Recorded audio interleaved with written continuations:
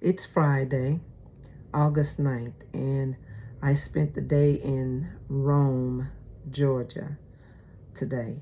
I had a few leads out there that I went to go and work, and then I had some follow-up leads that I also wanted to check in on. So my day, I got kind of a late start. I had to wash my car. It was dirty, and so I usually wash it myself.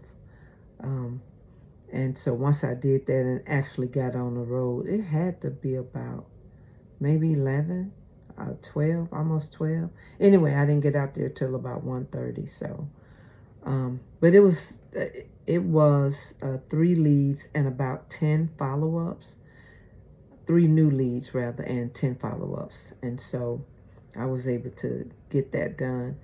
I didn't get anyone to sign up, but I planted plenty of seeds today. I talked with several people, got their names and phone numbers. I got one appointment. And so all in all, it was decent. Anyway, I had a client that I had followed up with, and she had told me when I first went to see her, she didn't have time to talk to me. I hope I haven't told this story before. As I mentioned in one of my other videos, I'm already getting stories that I can tell people, some of the experiences that I'm having. Anyway, it was about 10 days in between the time that she had told me to check back with her. By the time I actually got back in touch with her, 10 days had passed.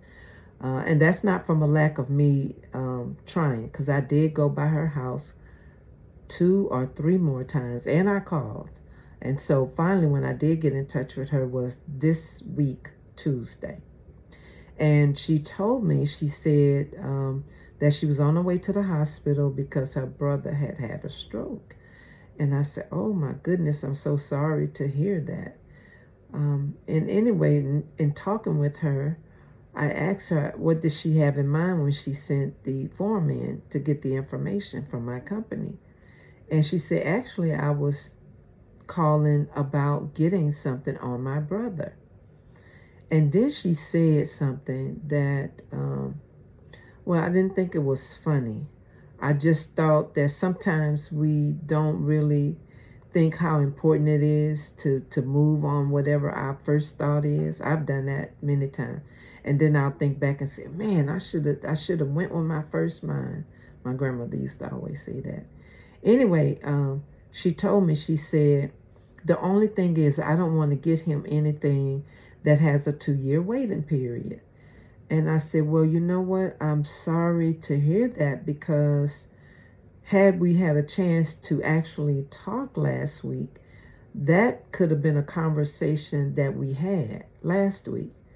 But now, as of today, Tuesday, that was Tuesday I was talking to her, that's not a conversation that we can really have now, because now he's in the hospital and he's had a stroke. And so, tomorrow she and I are going to talk.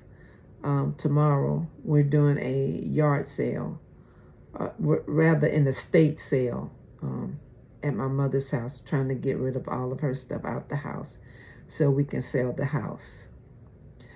Anyway, she's going to come tomorrow and we're going to talk. But the funny thing is, she used to be an agent. And so for her to say that, that she don't want him to be in a 2-year waiting period. And then after she said it, she said, oh, yeah, you're right.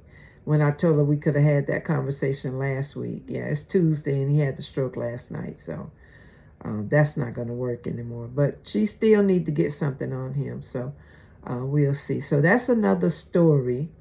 I'm hoping to get many more stories that I can share, just to, get them out there so people can see things change so quickly overnight, really. Not only just for her, but for me and for everybody else. So that's what I did today. And then I was just thinking about that story. I don't know if I had already shared it.